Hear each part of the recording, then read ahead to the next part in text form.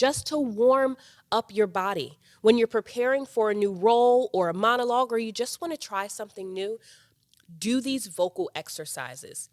Your mouth and your body and your acting will be so much better because of it. Now that we've gotten an exercise in, let's talk about the character voice, their sonic signature. Character voice is who they are, their background, their emotional well-being, their needs, their wants, all of these things, right?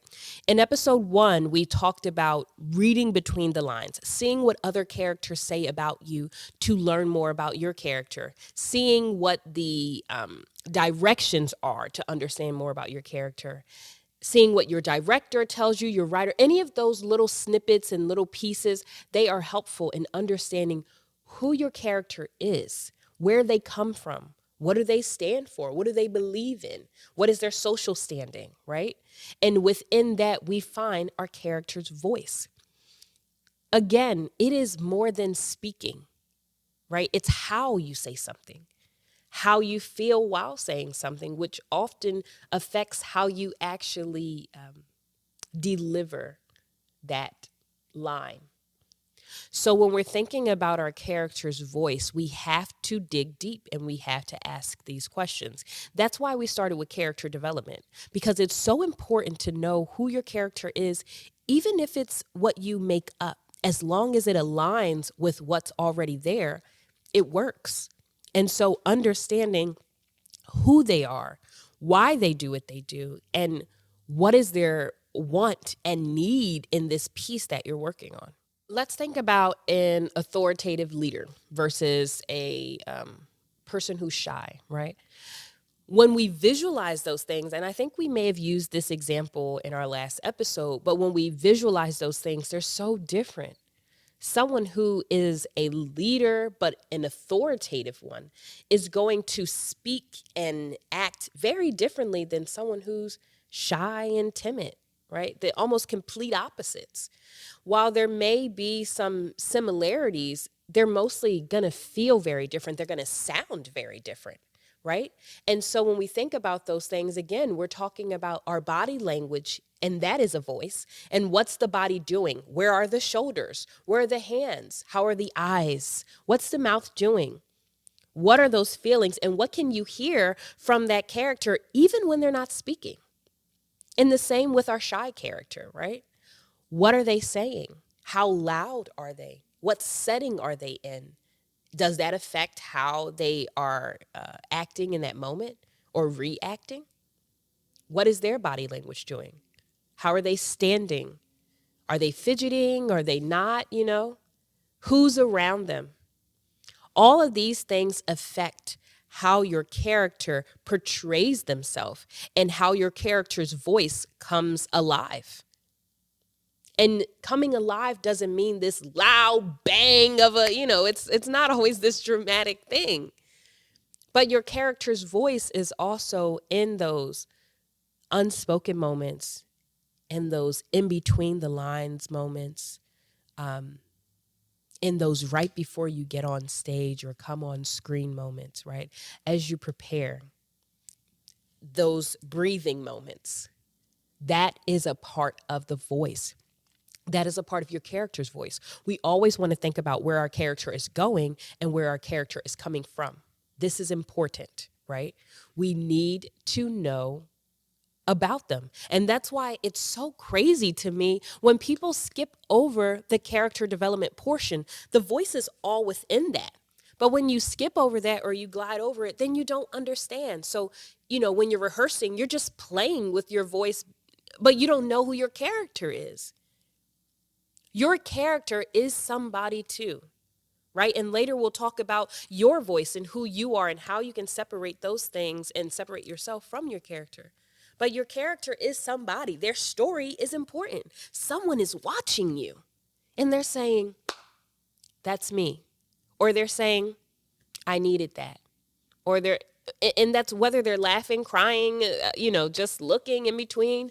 And maybe it's, when we're thinking about the character voice, it's one, for voice, there is so many things we can talk about, right? Like we can talk about the idea of the voice of a piece of a film or a set, right? The pieces that are on set with you tell a story while you're telling a story, while you're thinking a story, while you're feeling a story. There's so much of this voice happening. I think that sometimes we think of it in a one-sided way, that it's just the speaking voice. But our voice has so many parts, and a voice within a space is so many things at once. So when you're thinking about your character voice, again, you want to look through that script. You want to see what others are saying about you. You want to get your backstory, develop that character, know their backstory, know their wants and needs. What are they fighting for? What's their why? And then you want to know how they feel in a moment to moment, because our feelings change. Emotions change. And some emotions seem similar, but they're still different. And so utilize that to guide you as you find the voice of your character. Who are they? I think last episode we talked about journaling, right? Journaling from a character's perspective. That's a part of that voice. What did you come up with? When you took the time to journal and write that page out, what's the story that you came up with? What came out from that character? Whether it was a character you made up, a character you're already writing, or a character you've seen on television or in a play. Because that's also a part of their voice. Because at that moment when you're writing, you're not actively playing this character, but you can step inside and hear their inner voice, and that's what you're writing on a page. That's what you're writing in a journal. For those of us who journal, when we journal, we're not talking out loud. I mean, I'm sure some people do, but I'm not like, dear journal, let me tell you about my day. These are all inner monologues that you're thinking. The things that you can't say or you feel are so hard to say, so we write them out. That's a part of our voice. So don't forget your character's voice, and then don't forget your voice as an actor. Right? As an actor, we are strengthening our instrument. And as an actor, we're also thinking about what are the stories we want to tell? What are the stories we want to be a part of? That's a part of your voice. That's a part of the story that your journey will tell someone else, in the roles you play, in the messages you give. What is that? What does that look like? Right? And then in your character, they have their own life and their own things going on. And then we transition into your individual voice. Your individual voice is also similar to your character and your acting voice, right? Because on the one hand, it's in real life, what do you stand for? What is important to you? What are you willing to speak up for or fight for? And then what are you saying versus what you're really saying? Just like when we're talking about a script in our lines, we're saying the words that are there, but sometimes you're thinking something else, just like in real life. And that's why we use those things. Because there are oftentimes we want to say so many things, but maybe we say okay. And then when you're thinking about the sound of your voice, as a person in your own self, are you timid? Are you shy? Maybe you're very outgoing and very joyful. Why? We always talk about as actors asking why. Ask yourself the same thing.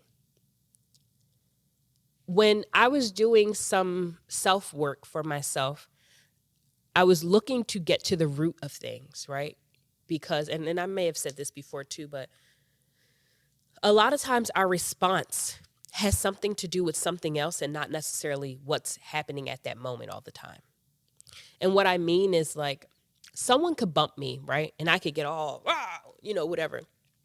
And it's not necessarily that they bumped me, although that is a part of it. But why do I react the way I do? Because they did that. And that's digging deep. And then when you get to that next level, then it's like, okay, well, why that? And then you're digging deeper and you're getting deeper. And you find out, I don't know, somebody pushed you when you were little and they were supposed to be your best friend. And so it made you feel away. And like now anybody that does, you're like, I didn't speak up then, but I'm going to speak up now. That could be it. It could be deeper than that. It doesn't even have to be that. That's just an example. But like, what is important to you and how are you reacting? Because as an actor, acting is reacting, just like in real life, right? How you react is the story people tell about you. which is why it's so key as we're going through these scripts to see what other characters are saying, because that's their perspective. And then your inner monologue is what your perspective is. And sometimes those things are alike and sometimes they are very different. So when you're thinking of your voice, of course, we're talking about 3 different ways. We're talking about the actor's voice and your brand. We're talking about the character voice and who they truly are.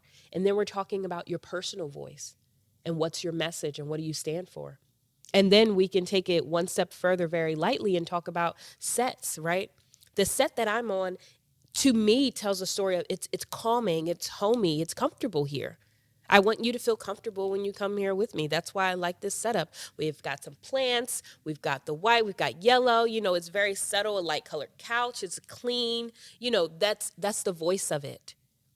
When you're on set, the same thing, right? The set tells a story. When you're on stage, the same thing. I'm working on something right now with the theater festival, and they're going as deep as the coloring. What people wear in the past, the color, versus what they wear in the present, and how all of the furniture and all of the set is going to be just a plain color, all the same, so that it doesn't stand out, because that's not important to the story. The people are. How some people have secrets and they wear a specific color, so you know that when you see that color, that's the secret. That's the story. That's the voice. And so when we're thinking about things, even as you're writing, my folks who write and direct or want to step into it, and even casting, right? Thinking about what's the story you want to tell and what's the story that's there already. Find your voice. In everything you do, it is so important to find your voice. What you don't want is someone else making up a story for you or making up who you are. Stand up for yourself, stand up for your characters, and stand up for your craft. If this acting is something that you want to do or want to try or are doing actively, believe in who you are, believe in that voice. Make it clear and plain. Write it out. That's why we talk about vision boards, right? What we envision is also the voice that we want to be. And so envision where you're going. Envision where you want to be. What do you want to do? What do you stand for? What is your message? I always keep getting back to that, because when I think about voice and self, I'm thinking so deep into like your brand and, who you are. And for myself, I know that over time in our lives, our voice changes. My voice as a young girl versus a teenager versus a college student versus after a wife, a mom, they're all very different. And I'm raising a young boy who's learning his voice. I mean, as simple as yelling because he knows his voice can do that, or whispering because he knows his voice can do that too. So he's finding his voice as well. And I know that over time, it may change in his understanding and his perspective of things. But our voice is so important, and it's such an important tool, and it's our instrument. And so we need to work it. We need to take care of it. We need to use it. And sometimes that's in our messaging. We don't have to speak at all. But what do you do daily to build that voice? Whether it's the vocal warm-ups that we did, you can, all of these different things. Whether it's asking the questions to dig deeper into that character, or whether it's figuring out what your vision is for your life. Find your voice. Don't be afraid of what your voice is or can be. And be honest and realistic and know that you can still evolve. We're still learning. People, like, every day, no matter what age you're at, there is something to learn every day. And as we're diving deep into this journey, we want to get better every day. My birthday just passed recently, about a month ago, and I got a couple acting books that I'm so excited. I haven't been able to dive into them yet, right? But I know it's going to help me adjust my voice even more because it will give me more understanding. It will give me more knowledge, more things that I can talk to you guys about too. But, we're all on this journey. I'm here with you. This is something that I've been wanting to do, and this is a part of my voice, is using it to share information to those who may not feel confident enough to ask for it. I'm not always a person that asks for any help.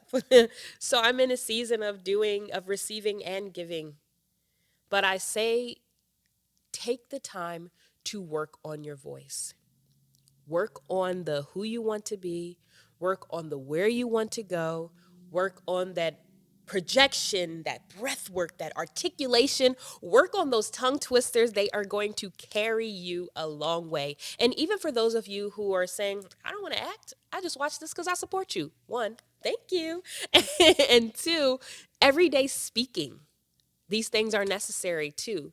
When you're giving a speech, when you're talking to a friend, when you're just sitting in the house thinking for yourself or working on whatever craft you work on. But I have friends who do all kinds of things. You guys are artists, you're musicians, you are actors, you're poets, you're singers, you are crafters, you're designers, you do fragrance, you hand make, you craft, you event plan, you do so many things. And in all of those things, your voice is shown.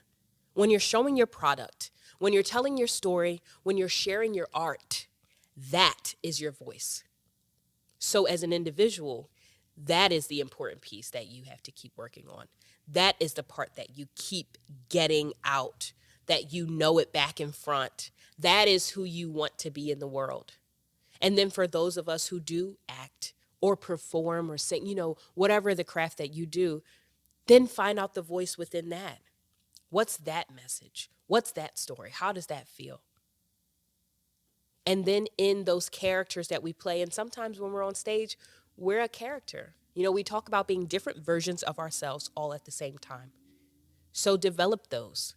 Develop that voice and take your time and just breathe. You got this. All right, my amazing actors, it's challenge time. To sharpen our articulation and get those vocal muscles nice and nimble, I am so excited to launch our 30-day tongue twister challenge. Yes, for the next 30 days, I want you to follow the tongue twister challenge with me. Start slow, focusing on enunciating every single sound. Then gradually increase your speed as you get more comfortable. Try saying it with different emotions. Happy, surprised, even a little dramatic. And I know y'all got that. This will not only improve your articulation, but also your vocal control and flexibility. Remember, consistency is key, so make it a daily practice. Share your progress in the comments below. I'd love to hear how you're doing. Well, that brings us to the end of another episode of Becoming the Part. To recap today's journey, the voice is an important tool for any actor. But it's more than just words on a page. Your voice is an incredible asset as an actor, as a character, and as the unique individual you are. Embrace it, train it, and let it resonate. Thank you so much for joining me on Becoming the Part. Remember, you already have the tools within you. Go out there and start becoming the part. See you next time. Connect with us on social media at Becoming the Part on Instagram and Facebook. Use hashtag Tongue Twisted to share your journey. And follow us on YouTube under Ye Stratton. If you love this episode, please leave us a rating and review on your favorite podcast platform. It helps us reach more aspiring actors and people just like you. Until next time, peace.